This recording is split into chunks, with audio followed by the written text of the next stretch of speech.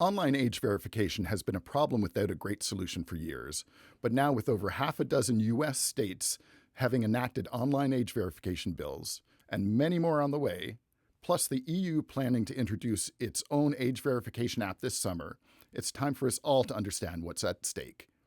There's a variety of major industries where age verification already takes place. Obviously, you already have to show ID to buy alcohol and tobacco, for example. But historically, these checks happen in person, which removes a couple of major privacy concerns that exist online. Namely, your ID is not recorded and stored, nor is there any record of you having visited that location just by virtue of your ID being checked. So those are both positives. Now, probably the most common talked about area with respect to online age verification, although there are plenty, for example, the disgraceful tidal wave of online gambling we're unfortunately seeing now.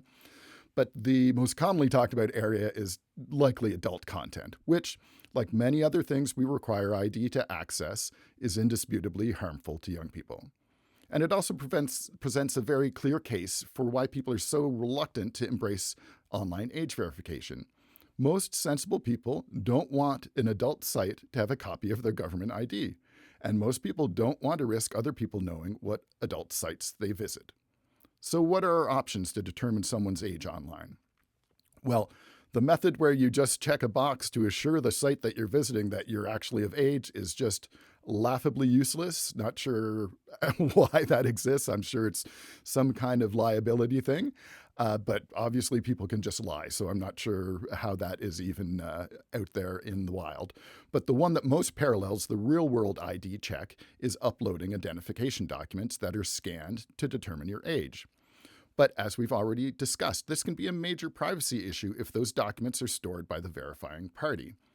Then there are highly technical but less reliable methods that include things like facial identification, where the verification site uses your camera to see your face in order to evaluate your age.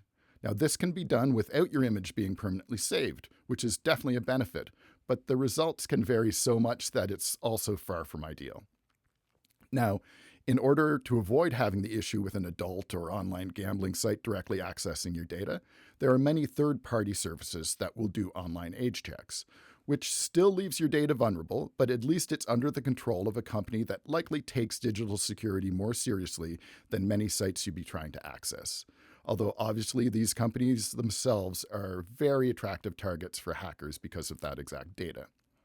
Now, a recent compelling solution involving France's École Polytechnique adds an intermediary between the website you're trying to access and whoever is conducting the age verification, which means the website doesn't have access to your ID and the age verifier doesn't know which sites you're going to. Instead, the intermediary service passes the age verification request to the verifying entity and then passes the results of verification, basically a yes, they're old enough or no, they're not old enough, back to the website. This is a definite improvement. Now, whatever the approach, it doesn't seem like the challenge of online age verification is going to go away anytime soon. So it's important that we all know the risks and that any required verification is done in a way that poses the least danger to your personal information, which includes not just your identification, but also the sites you visit. I'm the Other Mac. Stay safe out there.